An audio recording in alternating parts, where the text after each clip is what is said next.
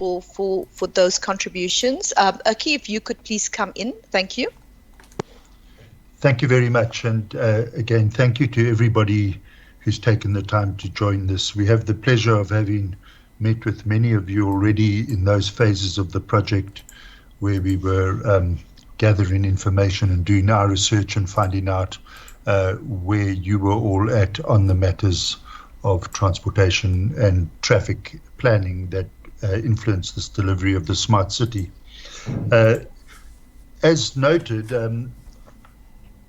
this is a very powerful brief that comes from the presidency and from the office of the Premier of Gauteng, meaning that it has to be the very first and unequivocally post-apartheid city development of note, largely in a greenfield situation, and setting an agenda for things that are replicable on other very large-scale projects. And with that, of course, also comes the smart city, not simply being a tech-heavy kind of edition of a digital world, but observing the very important things that make for sustainable urbanism, and more of that, but to a less extent later.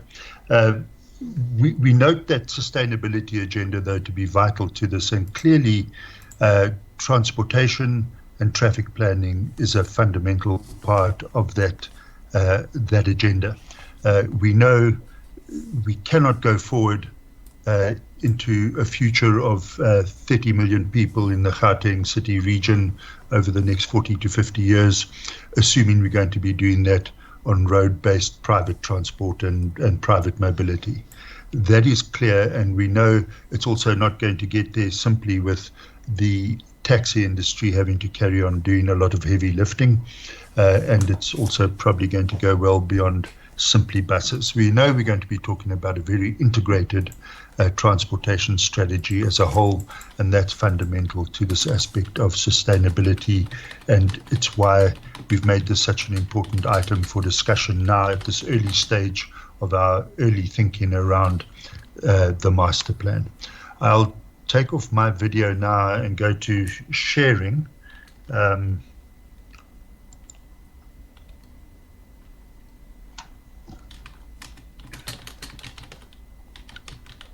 That should be here.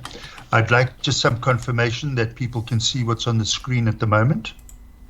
I can see what's on the screen. Right, great. And that my cursor is operative and you can see what I'm pointing at. Oh, yes. Good. Okay, you're not in presentation mode. Maybe just turn the presentation on. Yes, I will now.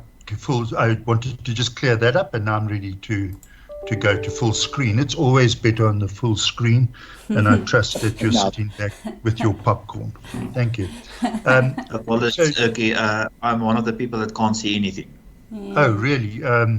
Yes, we Andre. had that, Andre, sorry, we had that issue with somebody yesterday too, incidentally. It was a whole group in a boardroom, and it turned out apparently to be something in their firewall.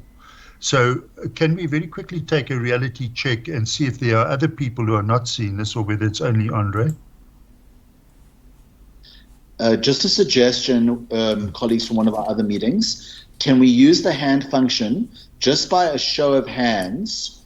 Who else cannot see the presentation? Okay, just to let you know, I can see it now. Okay, great. Then I'm hugely happy. But do be aware that we are recording this too. So if push comes to shove, we can always allow you to have what would then be the presentation with the voiceover. Okay, thank you very much. And if we could proceed. I think Jack noted that quite apart from the service infrastructure limitations of this region, of the Gauteng city region, part of the thing that's been holding it back is that it spans 3 or 4 even different constituencies and jurisdictional areas. And our study area, as you can see, is this very, very large dotted black outline with Lanseria Airport sitting roughly in this position over here. This being the intersection of Malibongwe Drive crossing the N14, which runs diagonally through our study area. That vast study area is defined more or less by a 25-minute drive in all directions from the airport. And of course, although it's our brief to develop that as a full-on development framework and master plan for the whole area, we of course don't see this as a license to simply sprawl the city into this area. The area of jurisdiction, that's the portion of the study area that falls within Johannesburg. That's the portion that falls within Mokgadi City. And obviously these all extend beyond the boundaries of the study area. And then to the north, that's the area that extends towards Tshwane. And so this is what Tshwane referred to as their sort of rural area. We also, of course, in this have a provincial boundary in play, and that's the boundary between Gauteng and Northwest Province. And abutting us, and also part of our group that we refer to and take instruction from, we are working with the Madibeng local authority of Northwest Province as well in all of this. So it's a very complex jurisdictional arrangement, and it's for that reason.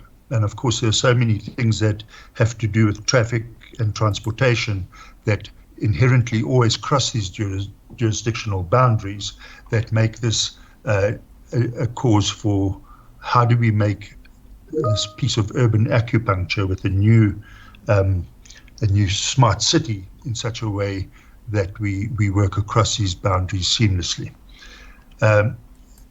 In a much bigger picture, if we took this diagram of the Gauteng city region, we effectively, our study area subtends that portion of the urban system, which is, of course, Lanseria Airport, but also has within it then the Northgate area, Cosmos, Diepsloot. All of those areas come into play.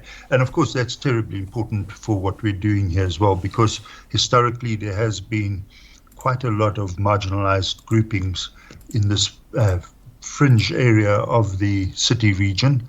And it's our intention to regionalize that marginalization in a way that those people find themselves within an area of urban prospect and economic possibility. And in taking our clues of how to approach this, of course, one always refers to that bigger understanding of what this northwestern sector of the Gauteng city region is about. And that, of course, is Johannesburg city centre, interfaced with Tshwane city centre, and Mokgadi city in Krugersdorp, and of course this great Randstad that's always been developing between Johannesburg and Tshwane and predicated heavily on Midrand.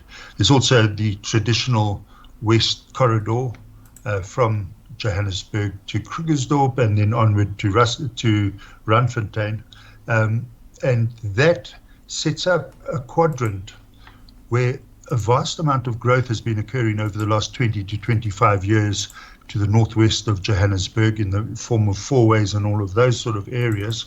And the N14, of course, gives us a potential of connection, a very powerful facility between Mokgadi City and the southern reaches of Tshwane. We also then, of course, have the urban activity spine of Molibangwe Drive as it crosses the N14 and goes beyond Lanseria Airport as Pelindaba Road and finds its way out via the dam in rather indirect and complex ways to Brits and onwards into Northwest Province and Rustenburg. And that's a very important regional connection, of course, and Gauteng's interaction with that much of Northwest Province occurs very strongly through that quite inadequate connection there. And that's the point then of crossover where we look to make this input of urban acupuncture, the making of a smart city, okay? And that, if we were discussing this in a pub and I was drawing it on the back of a cartoon coaster in the pub, we would start with this blank page and we'd say, all right, so we've got this Molibangwe Drive link from Johannesburg to the dam in whatever way. through Pelendaba Road. We've also got the N14, and this is a really important piece of urban infrastructure that we've got to respond to and take advantage of. That is probably, I tend to refer to them not as our best friend, our only friend at the moment in looking for economic advantage out in this peripheral area of the city region is Lanseria Airport. And of course, there has been over the many years the evolving of an urban corridor of growth out along Malibongwe out towards Lanseria, but of course with big gaps in between all of that. And so taking that, what we also have is that marginalized sprawl that I spoke of, notably Diepsloot, quite a few informal settlements, and to a certain extent Cosmo City as well, where we've got a lot of people desperately needing to get to urban economic opportunity, and yet finding they have to commute in many respects very far to all of those. And to that extent, it's a very unequal urban system. We are thankful for the fact that we have these wonderful constraints on development out in that green belt of Gauteng, notably the Cradle of Humankind World Heritage Site, a lot of agricultural potential, a lot of great natural beauty, the mountains, the Timeball, the Dasput, and the Magalies ranges, the dam. All of those things set up a fantastic kind of hinterland of recreation, tourism, heritage, and of course economic potential in the form of high intensity urban agriculture. And we have similar constraint towards the Tshwane side with the Renosterspruit Reserve and many other things there as well. So we look at this and we say we want to pick up on this energy of the corridor that moves northwest towards the dam, and we want to take advantage of this almost a radial corridor that forms on the N14 in this sector. And we want to find a way of putting infrastructural network into this. And of course, roads and transport are fundamentally part of that network, in a way that we can use that infrastructural investment as a stitching mechanism that pulls together the potential for us to pursue real and obvious economic opportunities. So rather than trying to drive this, as we have done in the past for so long, trying to drive these things with big housing initiatives, we need to drive these with economic initiatives that provide a reason for housing to be there. And with that in place, almost these plug and play opportunities within that network, it's then possible to talk about not further urban sprawl, but further urban consolidation that brings meaning to the whole area of that. And so that's really the back of the cartoon coasted diagram drawn in the pub. And if we understand that, then in terms of who we are and where we are in terms of transport and road infrastructure, that's us sitting out in an area which, apart from the N14, is actually a very poorly serviced area from a road and connectivity point of view. And we'll see if we add, we can see to an extent then, there's almost a development vacuum that sits around the airport because of that lack of infrastructure. And that goes, of course, well beyond just road and public transport, but it goes into sanitation and water and many other service constraints as well. And if we add public transport to that, this is effectively the big rail network. A lot of it is Transnet, but a vast amount of it, of course, is also PRASA.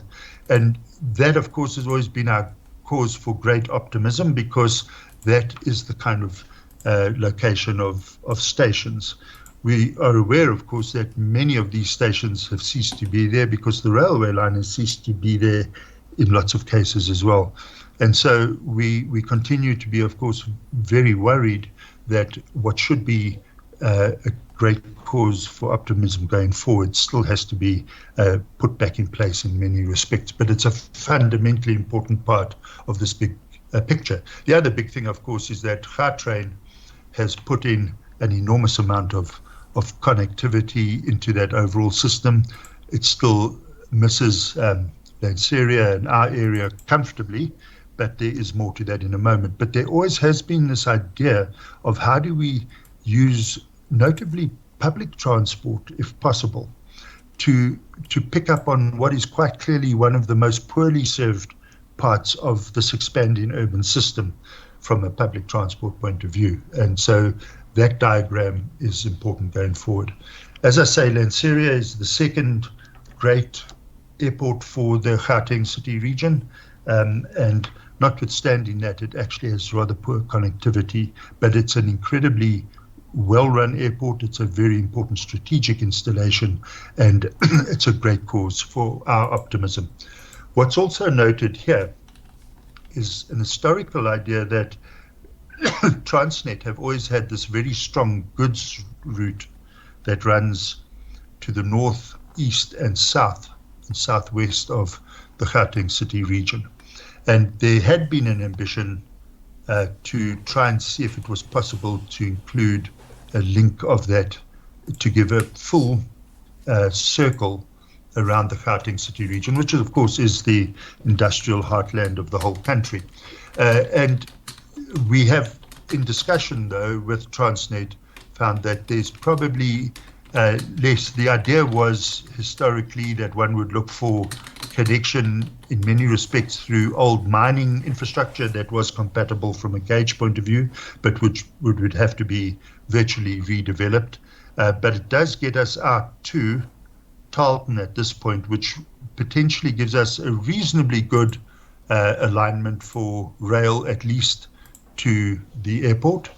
And then, of course, an impossibly difficult piece of how to get through topography, and one would clearly be having to look at all kinds of tunneling and heavy-duty stuff if one was to try and complete that whole system with the old Hekpoort line over here. But our understanding is that Transnet, given what they've got on their plate at the moment, are probably looking less at that as one of their investments, and the question becomes, what are we going to do about that? We have a sense that although it's very hard to think beyond the sort of 15, 20 and 40-year timelines, that actually 60 and 80 years is a blink of an eye in a city's future. And we are tasked here with making a brand new smart city that should endure for centuries, if not millennia to come. That is the nature of cities, and it is the responsible thing for us to be understanding, notwithstanding whether Transnet can now put in some kind of a rail connection into this kind of area.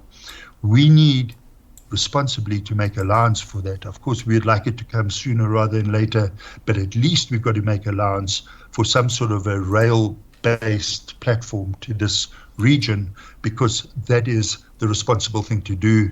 And with the renaissance of rail worldwide, both for passengers, of course, and for freight and goods, we have to take that into account. We also know that although these are very many of the shared lines that Transnet has with PRASA through the whole east-west axis of the Gauteng city region, and of course very important installations already in the form of City Deep and Kazerni over here that are very important to Transnet, we would be looking to still try and make the argument whether it wasn't possible to at least link from Tarleton, because there's impossible topography over here, to get a rail connection to here. And the purpose of doing that is to try and redress this vast imbalance that we have in the Gauteng city region of most of our industrial energy sitting out to the East Rand over here. And we need, with that declining gold mining and other things that is leaving the West Rand very much as a depleted zone, we need to see how we reindustrialize this area as well, preferably with green and blue industry, but nevertheless making use of potential rail to be part of that fundamental. And that bilobal balance of the city region is one of the responsibilities we have to bear. And so if we look at that in detail, it looks less and less likely that that as a neat line to complete a rail loop around Gauteng city region from a freight point of view is not possible. We know the airport would love their fuel requirements delivered by rail, because it's not sustainable and very difficult by road. We have, in fact, with them also looked at the idea of a pipeline from Tarleton, where there's a refinery, to bring that. It's about a 30-kilometer pipeline. On the face of it, that should be a reasonably good option, but Lanseria have tested that carefully, and their view is that it's not economically viable because you have to do too much flushing between the different kinds of things that they have to deliver to themselves. So ideally, they would still very much like this idea, at least of a railhead, and maybe this idea of further linkage doesn't have to come into the equation right now. It might be that that's something that could be aligned quite independently, or it might even be aligned using the kinds of reserves that are in place through the PWV3, for example. And that point is, of course, something that has come out of a lot of our discussions now with a lot of the stakeholders, is that the Gauteng strategic road network is more and more understood not simply as a road network, but as a transportation network in all its facets, and actually becomes a very important part of our integrated transportation system.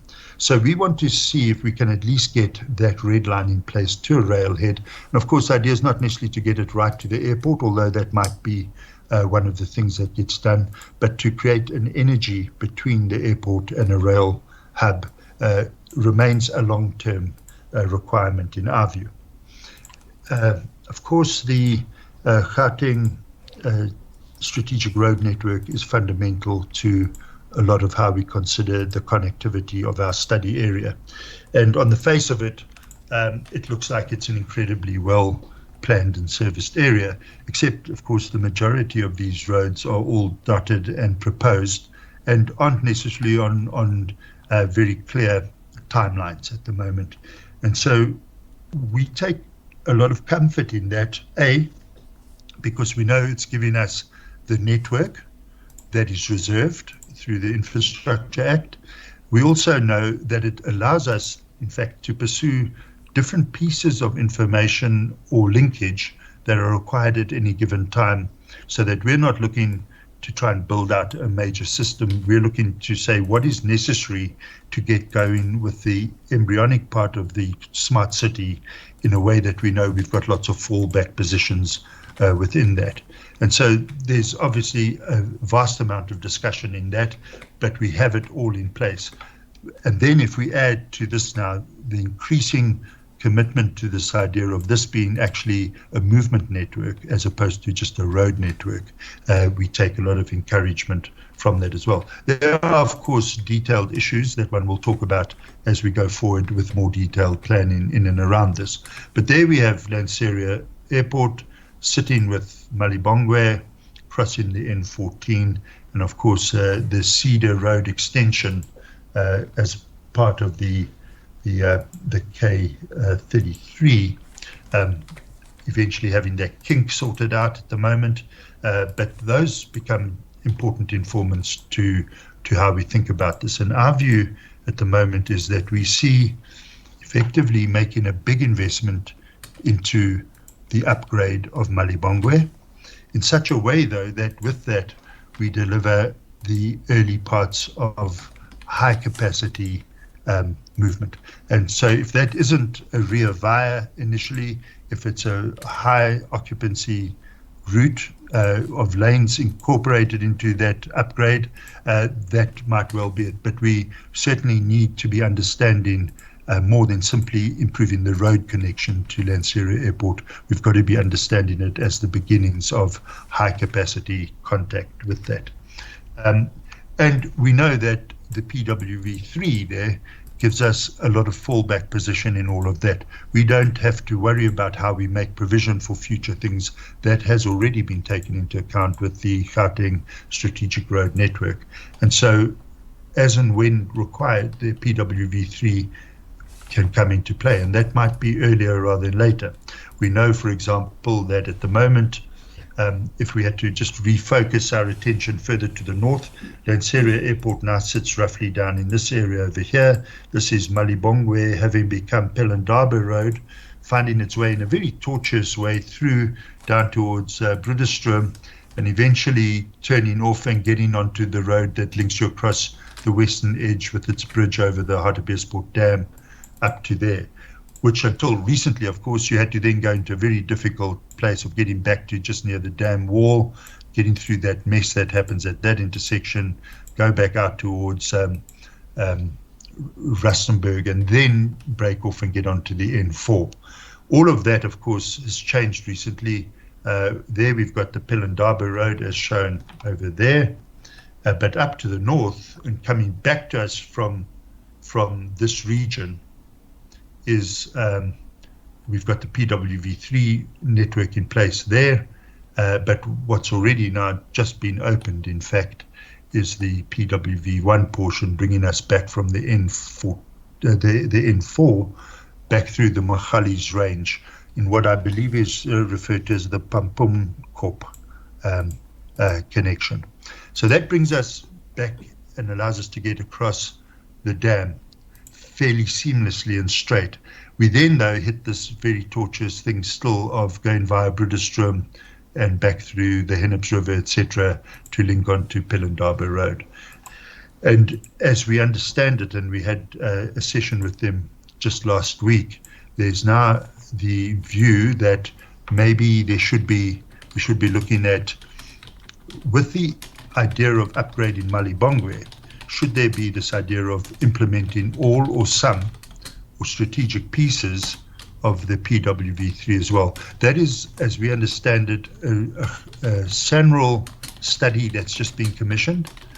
We have insight into it, but it's early days. What we are able to do is make our information available to that team in order for them to get a better understanding of trip generations, etc., as far as our scheme is concerned.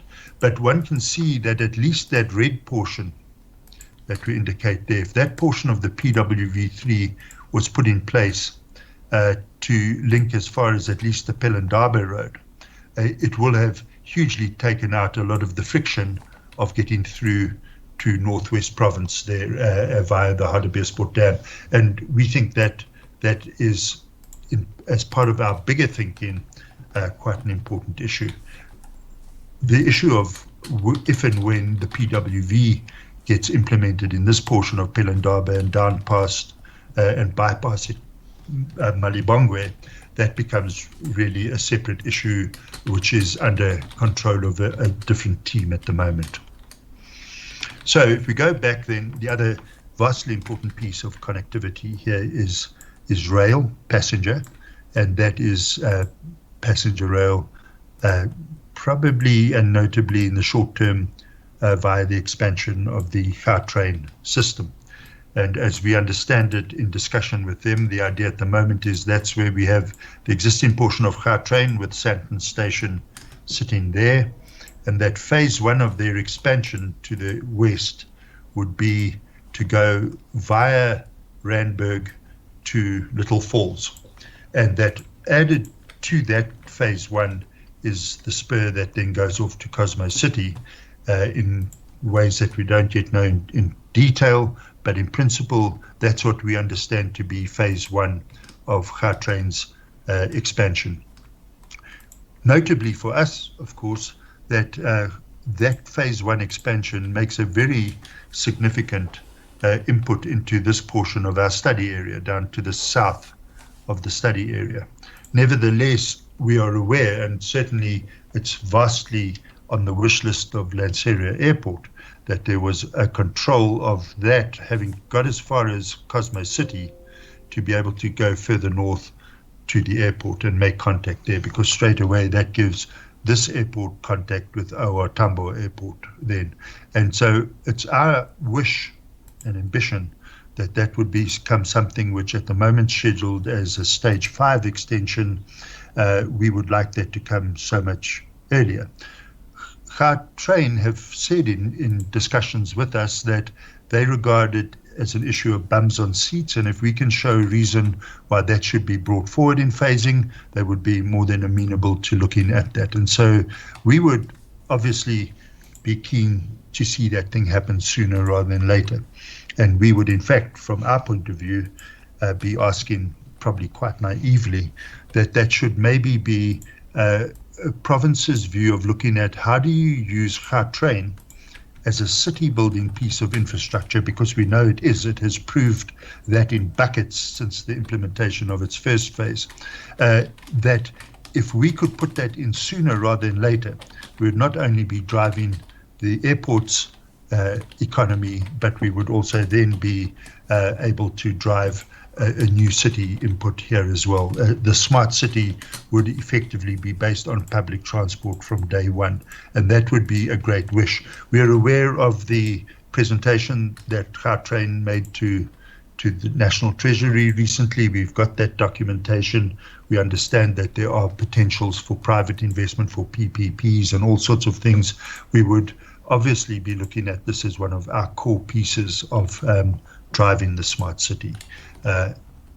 And that would be one of our ambitions, for example. So moving on from that, if we look at not the 50 shades of grey, but development potential here, the dark grey to lighter greys are areas that are already developed or in process of developing, and the lighter greys are areas which with very little constraint can also be intensified and brought into the urban system. And if you coagulated all of that, nominally you'd be saying that is really the focal point of urban consolidation, in a way that we're not simply sprawling, and that we're starting to bring a new urban logic into this area, predicated on road connectivity and public transport connectivity.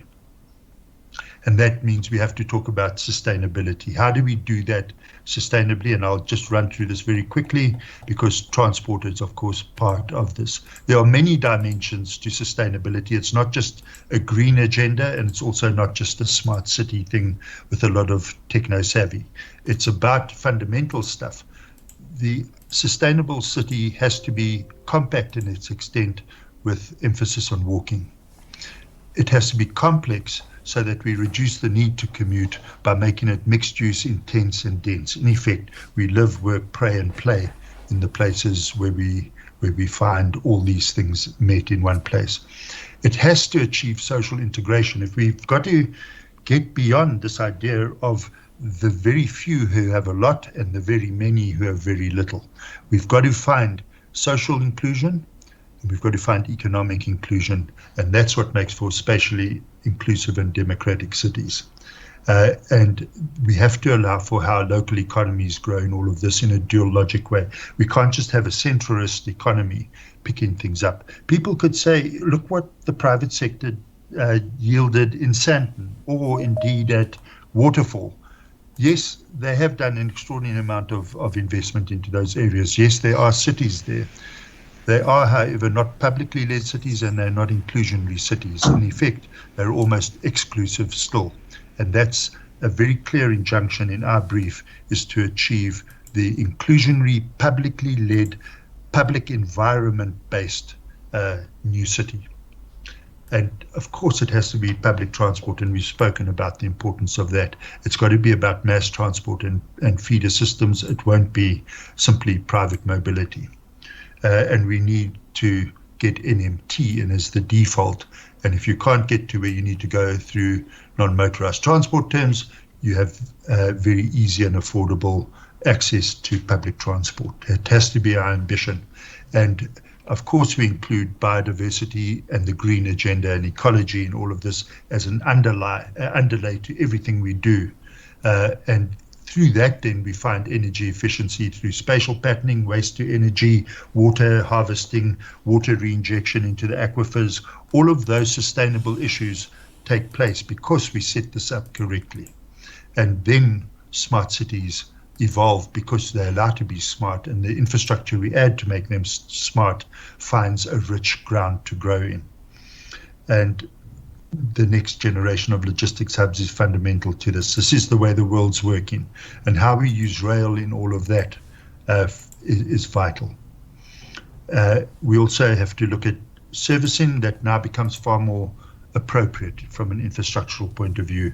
There cannot be this largesse of simply building more and more freeways, more and more mobility routes that give very little local accessibility. We've got to find more balance between all of that kind of urban connectivity. And of course, lastly, we have to understand how agriculture is actually an urban pursuit. It's not something that happens over the hill and far away in a rural area.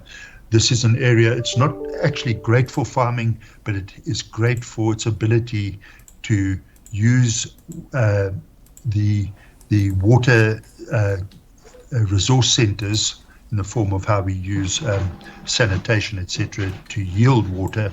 It's the right place for all kinds of things. There's a lot of water running through. There's a lot of water sitting under this. The soils aren't great, but we overcome that through high-intensity farming, tunnel farming, etc. And of course, the processing potential of this area is extraordinary as well. So fundamentally, it is an urban breadbasket, and we have to take account of that. And what is it that rail and road are going to do to engender that? We have looked at all of this. We've looked at different ways in which we can make investment into a city centre, and where will that make the most important contribution to regionalising the people of Diepsloot and Cosmo City. And we believe that at that triangle where Malibongwe crosses the N14 is the place to start looking at this idea of the new smart city. And that, of course, comes out of policy work that was prepared through the Lanseria regional spatial development policy. And that has work that was done by province historically that we've picked on and have taken that very strongly into the process. And you can see it's very much a polynucleated system with very strong connectivity between all of those things with activity spines and corridors. But there is then a focus on this area here as the place where we can, if you like, get the biggest bang for our buck by sweating infrastructure and connectivity into an intense area to get a new city going long before we just simply start sprawling more and more use into this area. It has to be economically led, it's got to be urban structure led, and it's got to be led with mixed use, high intensity development. And that's the essence of the scheme that we're looking at. And so this is an indication of the early draft master plan, the development it's not simply a coloring exercise of different uses by color. It's actually about intensity and mixed use, and all of that is covered. So this is how it fits into a lot of the Gauteng strategic road network and how we tie into that and predicate a lot of our work on that. And the scheduling that comes out of it. And I'll just quickly, just to give you a sense, our big issue is we go to bed at night stressing about whether we should go big or whether we should go really huge. And of course, we have to go really huge. This is a vastly important initiative. And if we look at the scheduling, as Jack mentioned, without trying very hard, we bring another 15,000 hectares of development into this area. And again, using all the agenda of mixed use, commercial development, businesses and industry, industrial development, and that's green and blue industrial redevelopment, freight and logistics, the airport's expansion and its allied uses, and then of course residential that comes into all of this. And residential comes in as a consequence of all of this. And in the process, it's not hard to deliver, as Jack said, 850,000 new households into this area, or in the order of 3.5 million people. This is big stuff, people, and the transportation and traffic underlay to this is of profound importance. So there we have the framework. This is how we might expand a corridor down into Machali City via the N14 connections. That's how we might expand along the N14 towards Tshwane. So it obviously picks up on this idea of consolidation in this area connected to an urban corridor on the N14, and then allowing urban consolidation in and around the existing areas of Cosmo City, Steyn City, Diepsloot, and all those areas, and agri-tech area in the Northern Farms owned by Johannesburg, and all of that sitting, of course, in the bigger framework of that green stuff that we spoke about. Not simply agriculture, it's tourism, it's heritage, it's ecology. And that in turn is simply a smaller piece of a much bigger piece of green, which is this extraordinary green belt that we've got around the Gauteng city region, and which we have to sweat to the advantage of the 30 million future inhabitants of the Gauteng city region. All of that then says we're ready to start thinking about moving into the urban core as we've defined it. And diagrammatically, it's composed of this idea of we take the airport as far as possible, we take on board their aspirations for a second, bigger extended runway, with the existing runway being over there, and probably a midfield terminal in time to come, sitting more or less in that area. We see this as our urban core. We take into account all the wetlands and valley lines and the ecological value system that forms that network, and we see a potential for a very important new institutional node in all of this, being new convention centers, new World Trade Centers, potentially even things like the Pan-African Parliament that failed to find traction in Midrand several years ago, but is still hovering around. And that all might sit in this kind of commercial and freight and logistics space that connects this new city to Lanseria Airport. And the airport itself, of course, then spawns further growth to the north of it in things that are more secondary and allied to that kind of world. So that as a diagram then says there's our green underlay to everything we do. We're predicating it obviously on some sort of a strong armature that connects our new city. We want to connect the N14 to Malibongwe as often as possible and as strongly and as directly as possible, because that is effectively the spider web that catches urban growth. And that's our fundamental that gives us a very robust connection into the future in a very changing world of technology. And we put beads on the string, so to speak, in making that connection. And that, as a back of cigarette box diagram, is what we're looking to do. And we do that in the following ways. We want to get the intensity of development down towards the highway in Malibongwe, where it's most accessible, but where it does set us up most comfortably towards synergy with the airport. That institutional node is an important piece to that, we hope, and that would effectively be then the indication of the future city. You'll see that we look as far as possible to sweat the value of the N14 as a very important lifeline to all of this. We have Malibongwe at the moment, clearly, but we would very much want to get an interchange at Cedar Road over here, and we're not sure, but we think that's already been put in place. We would very much like to see if we could take the petroports over here and see if they could be integrated into a new interchange with the N14 over there. We realize all of these are very close to one another, and we look to that example that the Gauteng freeway upgrade yielded on the eastern edge of Tshwane, where you get Atterbury and Nelmarpius and Linwood and all of those roads actually all getting interchange through the clever use of CD routes, etc. We don't know enough about that yet. Our project doesn't yet extend to detailing all of that, but the principle is the clear one that we want to enunciate at this meeting, that we see this as an incredibly important edge for us. We also, of course, wherever we have roads that come up to and touch this freeway, we see them in future going beyond the freeway, because it's very important to us to bring an expanded urban system around all of this as well. And then it is possible through Malibongwe, we hope, to deliver the equivalent of a rear via, whether early or late, whether that is even a bus system or a light rail isn't actually part of our business yet, other than to make possibility.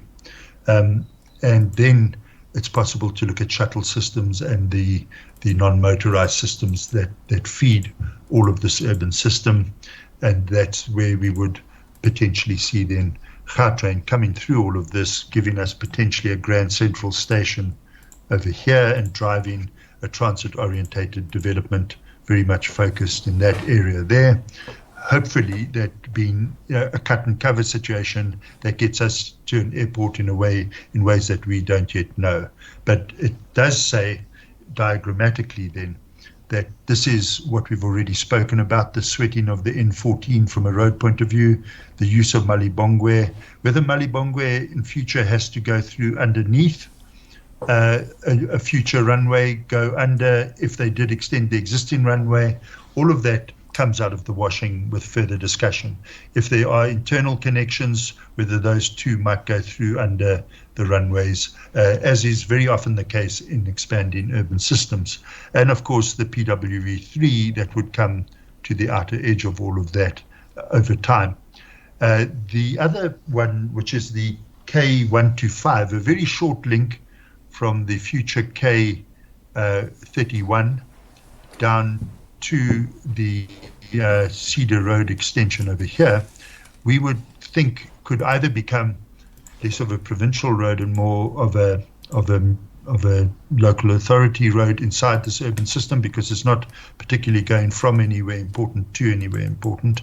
It becomes a connector route at a more localized region, but we would think maybe it takes that position as opposed to what is indicatively shown at the moment, which tends to foul airport planning in the future, that might be thought of and possibly integrated in some way into this interchange idea over here at the petroports.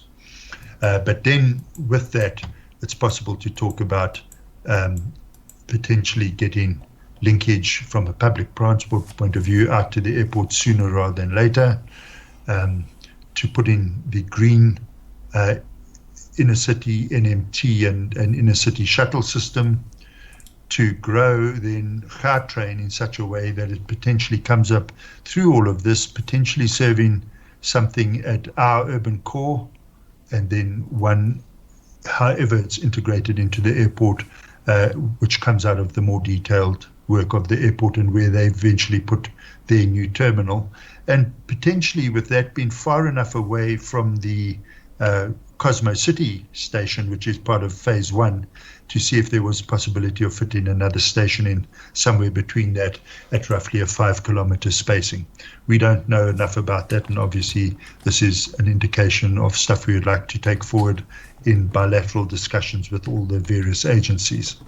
But then we can talk about how we use the very extensive road network that we develop over time here as the local bus service. And of course that then has the potential for, Tshwane have already spoken about the fact that they'd love to see any connection out to the airport extended, so that we get an extended bus system that links to Tshwane as well via the K31. And it might well be that system also extends down to Mogale City, and that we have other systems that link from Steyn City and William Nicol right through down to Cosmo City and beyond, effectively feeding this whole corridor development. And then, as has been spoken of by Gautrain and other agencies as well, there's quite a lot of interest now in starting to look more at light rail systems, and all of that is of course possible sooner rather than later, and in different configurations and forms. Again, our business is not to finalize that through our master plan, it's to make provision for all those possibilities. So we think we're set up fair with that, and probably if we strip that away, this is the diagram. That's the movement system, there's our urban node or our urban core, there's our institutional core, and then we have an expanded urban system around our core, and we have growth to the north side of Lanseria Airport as the place grows and consolidates. We already have, of course, Steyn City and those developments. We've got Cosmo City, and that then sets up the logic of an urban corridor that extends down along the N14 to to Machali City and extends northeast to Tshwane along the N14 through Forest Hill and all those other areas. And then it makes sense to start urban infill in ways that consolidate this into a complete urban system. So I think that's probably the place to leave it. The part to add then too, this is then all held together and in fact constrained by what I refer to as the green urban yoke that settles down over this whole urban intervention and keeps the majority of this place viable from a heritage and green and agricultural point of view. And I think that's probably the place to leave it for discussion. Thank you. I'm sorry if it went on a bit.